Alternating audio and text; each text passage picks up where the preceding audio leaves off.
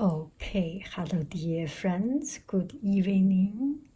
Such a beautiful, beautiful day because it's raining and it's still raining. And it's quite rare in California. We have this much of rain and it makes me feel so good. And this afternoon, my husband brought in some rose flowers from the backyard. When he brought it in, it was still with not morning dew, but drops of water on it. And it was just wonderful, wonderful. Such a good spectrum of colors. So we will have a cup of tea and look at some magazines. It's maybe read a magazine and also look. We usually just browse through and look at magazines. But this time I'm thinking, I found one article quite interesting. Usually these magazines are quite irrelevant. It's about luxury things, it's about expensive things, it's about pretty people, good looking, and quite far away from my real life. But this time, this edition is coffee. So I want to take a look at it. Let me first prepare the tea, okay? I think the water is boiling. And the tea today, we have Mariage Frère. No, not Mariage Frère. And I use Mariage Frère, the canister, the petit cati. Beautiful color, isn't it? And this one is Diamond Tea, Jardin Bleu, Infusion, 4 ou 5 minutes. Let's do it. And how do you think about this paper? This paper is tea infused colored paper. I want to take pictures of my artwork. They are outside, and later I will show you. I sell online on my Etsy shop, and then I need some background. And then I was thinking, people, you can never make a perfect background. So how about make an imperfect, which will be at the end perfect, right? When you intentionally make a perfect white or perfect any color background, there will be always something you feel missing. There is less character. But when you just step some colors, these are tea, my oolong tea and my very strong tea stain, and it's irregular and it's very random, but it is just perfect, I feel. Okay, time to put water. Okay, now we pour in the water, Jardin Bleu. I make sure I do not have any drop of water coming out. I feel this is a green tea. Jardin Bleu, thé vert, Jardin Bleu. It didn't mention, but it looks like green tea, and it's very fragrant with vanilla flavoring. Yes, the fragrance of vanilla. Okay, I put it aside. Ooh, look at it. Ooh, I love it. This is some of the best. Right. When you see the color infusion start to come out, it's always the best. so coming out. Coming out. Oh, it's difficult to zoom in. Now it is zoom in. Is that because so my family came out and very, very careful, made no noise. That's so pretty. So hard to zoom in. Okay, I will zoom in here. That is better. Okay, no need to zoom in any further. I will put it aside and we start to look at our magazine.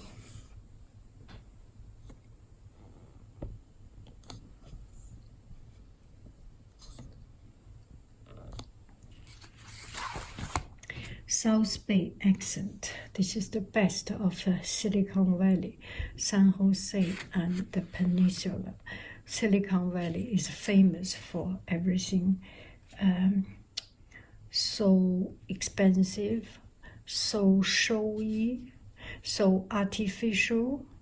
And when you live in such a culture, a lot of time it's just not that much free. And it's my personal observation. I may not represent all, and but I personally feel it's quite. You can see. So what is broadcasted or promoted are these kind of beautiful, extravagant house. And it's the lifestyle. Actually, any magazine is this kind of lifestyle, right? Tomorrow design.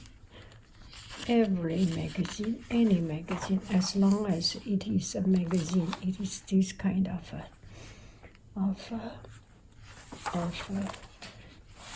design. This one is quite pretty, don't you agree? I love it. But I do not want to have it. You just do not feel. You do not feel. It's amazing. Brilliant birdhouse. And this one is so unfunctional. It takes so much space. You have to put exactly into it and have to use a lot of space. Well, it has a good intention for the people who has huge house. And these are the fashionable ladies. And so pretty. They are so pretty. This is a very interesting design. I like it. It's kind of infinity. You divide a space, a certain space, or you divide a certain surface with circles, and circle inside another circle, circle inside circle. You can always divide. Do I make any sense? Polka dots. And the scene, there will be pink in the area. Santana come to the area. And who is Carrie Underwood come to this area. This is a very good painting. Gosh. Who is this artist? Do not know. And this and that. This and that. This and that. The kitchen, Pebble Beach Food and Wine Festival, and the Florence and the Machine. I love her. She's so outstanding. Nothing else matters when you are hungry.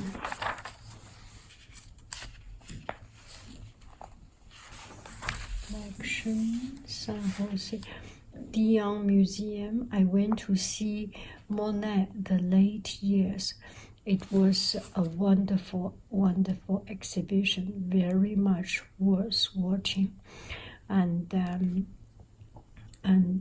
more than that, this at the beginning of the century, the Impressionist really brings the realistic, precise, perfect perfectionist with the romance of color, of light, of imagination. And Monet is really flagship, or suddenly forgot that word, the flagship of piercing,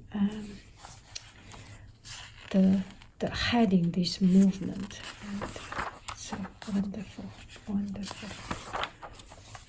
Michael Bublé is coming here. Tony Bennett. I do not really know them, yeah, but I think they are famous. I like Michael Bublé's song is because when I was in Australia, there was a story. When I was in Australia, and there was a case of a drug case. There was one woman was accused of drug smuggling, and he was put into jail in Indonesia or somewhere. And it was the time before the trial, and she wanted to come back home, and the radio station played a song of Michael Bublé, Coming Home. I suddenly cannot. Coming home, and waiting in the airport, and flight went go away, and I just want to come back home. That song, it was so touching for whatever reason, and that song calls humanity. A lot of time it is very hard to hear people's story, and I remember there was one time, and I went to teacher training, and one of the keynote speaker talk about he did study of happiness, and actually study of humanity and human kindness. And he mentioned one story. It was during World War I or World War II. There was a German soldier, and he was about to kill. There was an Allied soldier, a British soldier, and they were in the war front and about to he saw a German, and he could kill him, and he could kill him and save a lot of life. Or anyway, that's they were enemies, and he saw the German soldier, and he saw the German soldier. Actually, the German soldier was in the trench and was making a dump. Yeah, the call of nature. He was making a dump. And as soon as he pulled off his pants, this British soldier suddenly stopped. And that moment, that the most vulnerable moment, that the fact that the enemy was a human, and the call of humanity, and something just made him unable to pull the trigger. I feel that's such a profound story. I was very much touched by this story. it was hard to make that decision whether you pull the trigger or not. And you pull or not, there is no right or wrong. And you can be pulling the trigger. You could pull the trigger because of the call of duty, because of call of your responsibility. Or you could not to pull the trigger because of the call of humanity. Who is right? Who is wrong? At that moment, there might be. I could not make the judgment.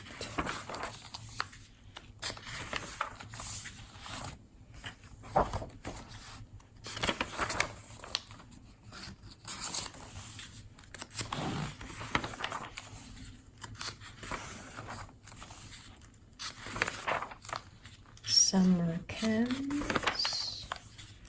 Summer camps. That's so interesting. I would like to go to some of these summer camps, actually.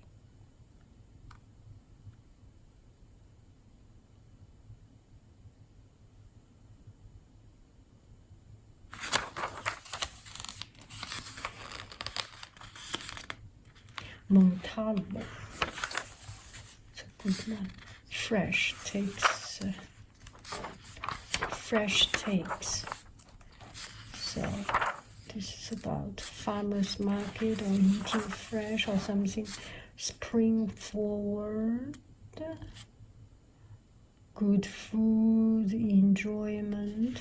I just feel golf is not my thing. And San Jose Municipal Garden, Rose Garden, it was beautiful, worth visiting. I have been there. And I went there when there was a prom day or something. It's just so many beautiful ladies and in the most beautiful dress and most elegant dress, stylish, graceful dress. And the most beautiful, handsome young men in the most sleek suit and Leak Observatory. I went there and I should do a video about it to explain. It was a fascinating story behind, and you went there with the mountain road, curly, very curly, and I drove up to there. I almost fainted. It was so scary, and I was totally wet because of the scare. And on top of it, it was such a story. And the good food, not so much my thing. And Scott Seafood, beautiful restaurant, not so much my thing. Okay, so maybe one day we will do a video of this Leak Observatory. It's such a piece of San Jose history. Retail Target, Flower Power, Hakone Garden, San Jose Municipal Rose Garden, Stanford. I have been to all of these places, luckily. And the restaurant, I almost have not been to any of them, but the gardens and things, I feel I have been to most of them, because I think going to a restaurant is kind of a wasting money. No, not saying it, but comparing the maximum utility, ultimate utility.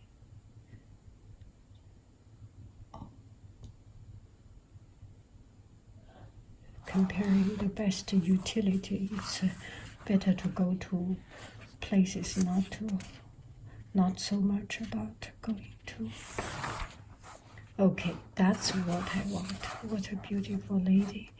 And so beautiful that you feel so far away from her. Don't you agree? It's too beautiful. It's not my style. I'd rather take coffee than compliments just now. Yeah, you do not need any compliments already. Louisa May Alcott. You have overflow of compliment. You may need coffee rather than compliments. Okay, cups of coffee. And I was very much interested into it, and I feel this edition will be good. Cups of coffee. Boutique Java Haven make the South Bay a coffee lover's dream. Actually, anywhere could be a coffee lover's dream. I went to different places. I feel that there are many coffee shops up and coming, and it is really a new thing, a new thing about the coffee culture, and it's a very, I think it's a good thing, because when you drink coffee, you sit down, you relaxed, and revive yourself. Only poor people take coffee and go away, no matter how much money you have. And I and another person, we have reached an agreement. You take coffee, you buy coffee in a paper cup and take it away because you are poor. You are poor, you do not have time. You have to run to do things for others. You cannot have your own self-time. Well, not trying to discriminate anybody, but take the coffee, sit down, and enjoy it. Of course, we cannot only judge people holding a coffee cup is poor people. You know what I mean, poor, right? The poor is not moneyly poor. There are a lot of, you see a lot of most famous people, yeah, holding a cup of coffee. But in the world of luxury based on time, they are poor, right? They do not have time, and we are poor. One thing we do to make us not looking so poor is that if you do not have time to have this coffee, please respect and not to have that coffee. And having coffee and not having it properly is a disrespect of the coffee. Do I make any sense? Yeah. Even if I do not make any sense in your word, this is my opinion.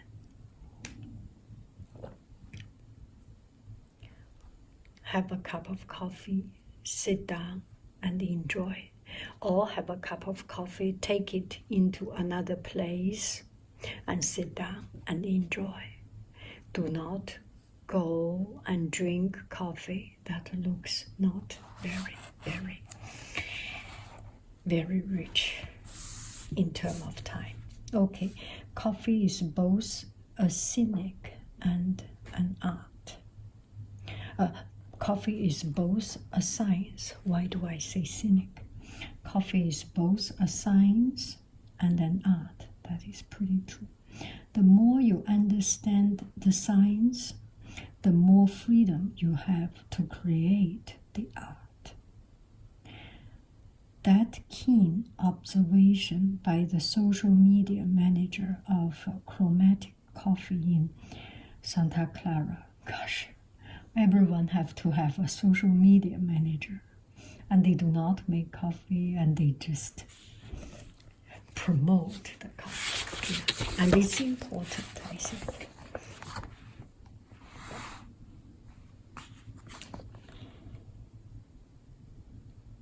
Rachel Van Ginoven neatly sum up the current South Bay fascination with coffee. No longer a morning wake-up brew, it has become an artisanal beverage worthy of serious exploration. craft coffee, that is, coffee grown and roasted with expert attention and loving care, Java that deserves to be appreciated for its excellence and subtle nuances, as much as boutique wines and local craft beers. That is called craft coffee.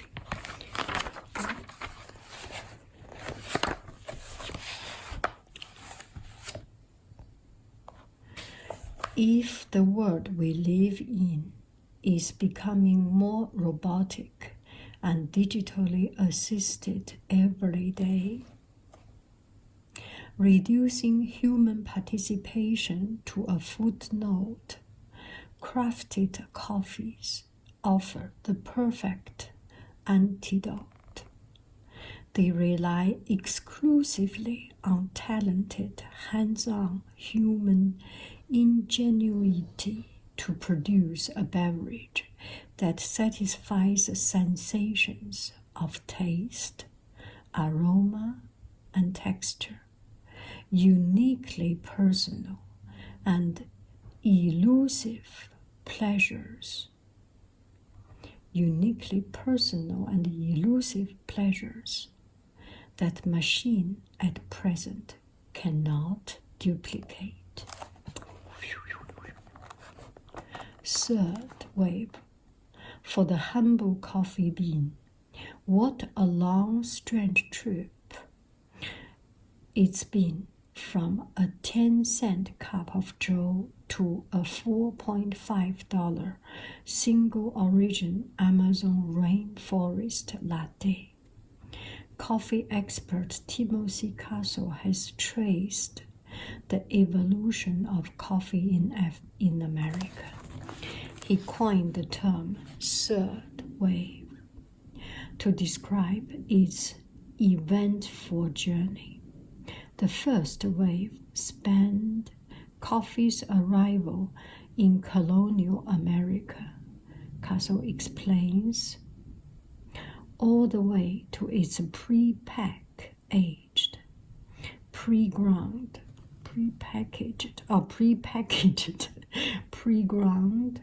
mass production in the 1960s.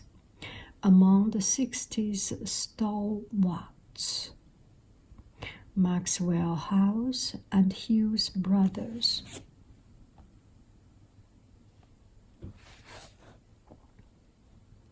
These supermarket brands sold ground coffee products made from Robusta beans, which are easier to grow, cheaper to buy, harsher to swallow, and generally inferior to Arabica beans. The sweeter Arabica berries contain less caffeine and deliver more depth, often with fruit and berry overtones.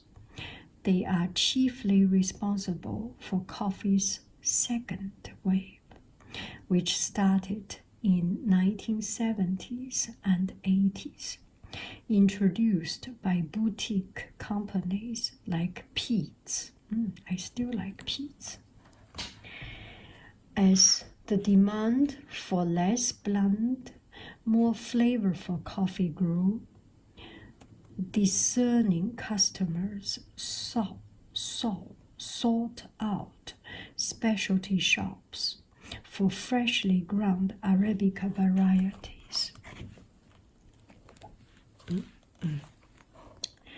When these small venues were absorbed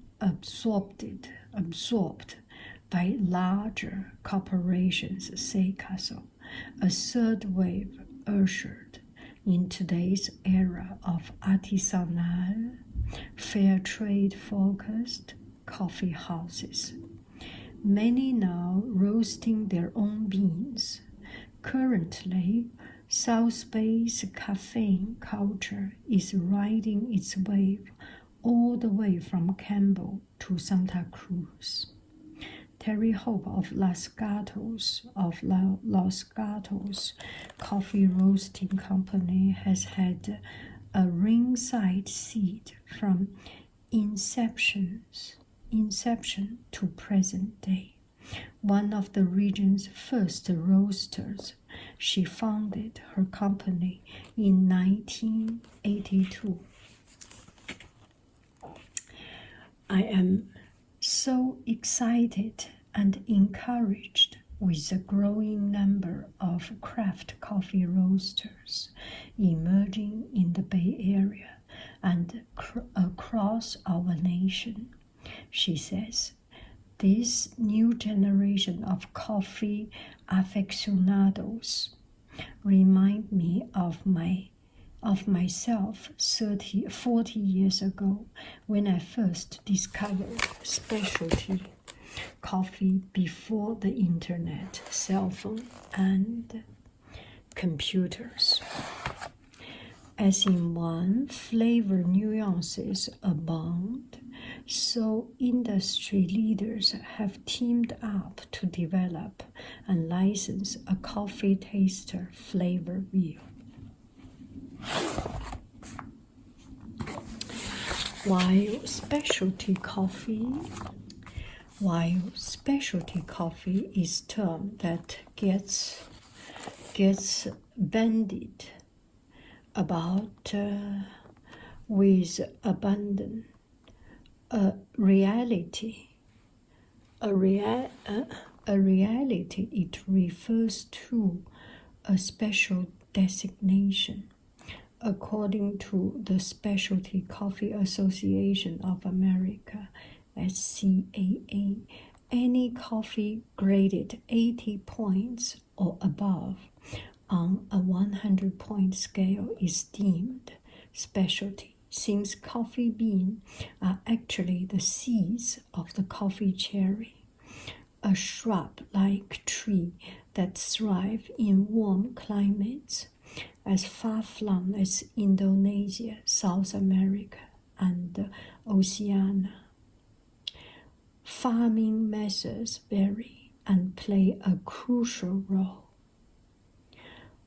There are numerous approaches in the field and post-harvest that impact a coffee bean's flavor profile. You can't make coffee better, you can only mess it up, says Colby Barr, a co-founder of Verve Coffee in Santa Cruz. So, terroir, variety, terroir, variety, process, and passion are critical in finding the highest quality coffee as possible. As critical as. Two basic coffee processing methods predominate, dry and wet. In the dry or natural process, whole coffee cherries air dry naturally upon raised coffee beds, allowing the fruit and fermented flavors to interact with natural sugars.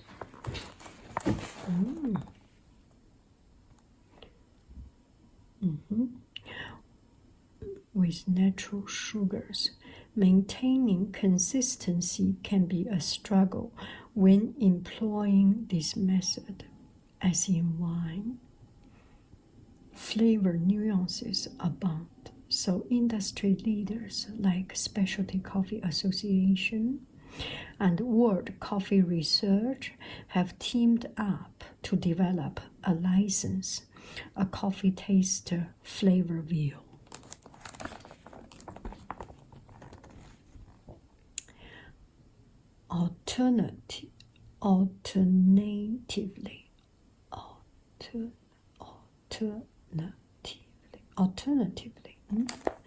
Alternatively, the wet or washed process, immerse harvested coffee cherries into water to remove the skin and pulp.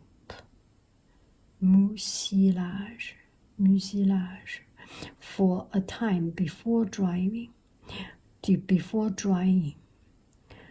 One drawback to washing beans is that it wasted a lot of water. Traditionally, drought-prone countries like Yemen favor dry processing, while Central America tilt towards wet production.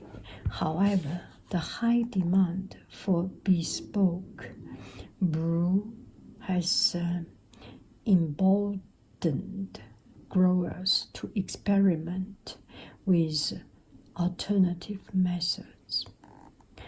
A third process emerging in popularity is the honey method, a combination of both wet and dry processing,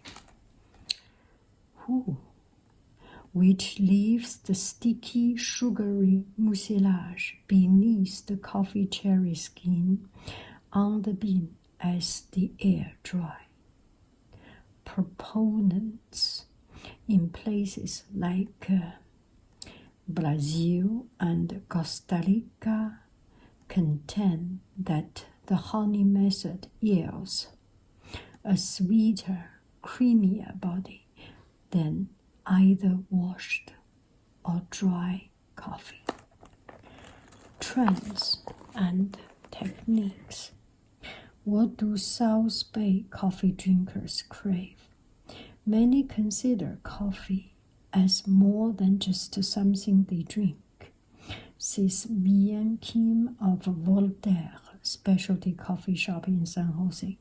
They consider it something to feel and enjoy, like a piece of art. That's a little bit too much, right?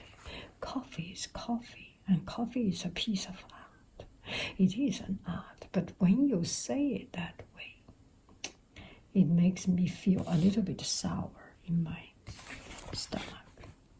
You know what I'm saying, right? Don't make it a bit too much.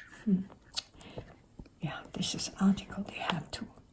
Colbiba, co-founder of Vol Coffee in Santa Cruz, points out that coffee servings, the food servings now must reach the same high level of quality as a delicious and beautiful latte. At Volve, we recently hired a head of culinary to lead our perspective on what food and coffee looks like in the future for our brand. This region's on-the-go, adventurous lifestyle puts a premium of instant gratification, so it's not surprising that instant crystallized coffee is gaining popularity, as are unusual items like cascara tea made from the husk of the coffee cherry. Ironically, the down market Robusta bean is also making a comeback. I believe the next big trend that no one sees coming yet is bringing Robustica back into the mix, said Rachel Wen, as a blend ingredient. It adds that certain richness you just can't get from Arabica, typically sourced from the Amazon rainforest. Wang Gihowen says Robusta taste as if cacao and coffee had been crossed with vanilla. But beware, they are twice as caffeinated as Arabica. What we see trending in South Bay specialty craft coffee scene, says Guillaume Guy of Big Mac Coffee Roaster, of Big Coffee Roaster in Santa Clara, is a specialty wet washed processed bean, providing fruity, acidic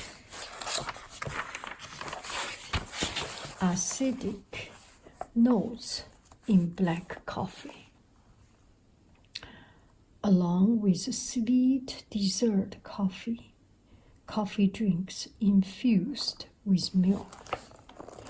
Trends aside, experts all agree that sourcing and technique ultimately make or break a great cup of Java. Great coffee is sourced from farmers who maintain high standards in cultivation, harvesting, drying, sorting, and transporting every step of the way to the roaster store, says Terry Hope. Her Los Gatos coffee house is one of a dozen in the South Bay, whose output and ambiance we recommend. Top 12 South Bay craft coffee shop. Want to find out what's shaking in South Bay's craft coffee scene? Try these top 12 places to enjoy your next joint of coffee. They all grind their beans on site. B2 Coffee, I love B2 Coffee. Backyard Brew, I have never been there. And Red Rock, it's in my neighborhood. I have been. Barefoot Coffee, I have been one time, but they moved the location, so not this location. Big Mac Coffee, no. 123, no. Chromatic, I might have been there, but not really. For Clima Coffee, Los Gatos Coffee Roasting, Orchard Valley. I put my mugs there, remember, I put my mugs in Orchard. I sell my mugs there. Verve Coffee, yes. Voltaire, I have never been. Zombie, I have been. So it's just quite interesting. So I think in the next few videos, in the future, I will visit each of them and do a coffee report, coffee shop report. That will be interesting, right? To enjoy coffee, to enjoy time, to enjoy all these interesting things. Okay, I love you. I really do. Bye-bye, friends. Still, don't you feel when you read this magazine, you feel there is something that is pretentious. There is just, they are choosing two beautiful words, and they pay too much attention, or they just work too hard on finding the most outstanding words to show they are different from you and I. That's my thought. I love you, I really do, but I love this article. At least it named 12 coffee shop for us to try, and there are more. Bye friends. I love you. I really do. Do.